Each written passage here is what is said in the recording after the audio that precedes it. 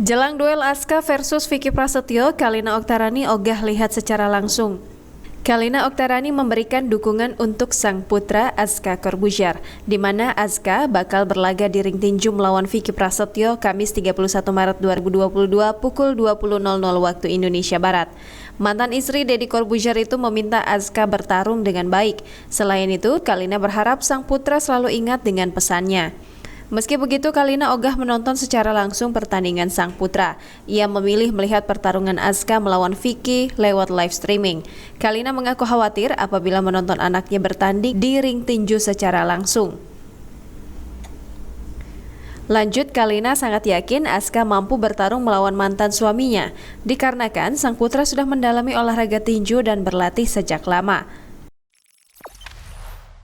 Jangan lupa subscribe, share, komen, dan like ya!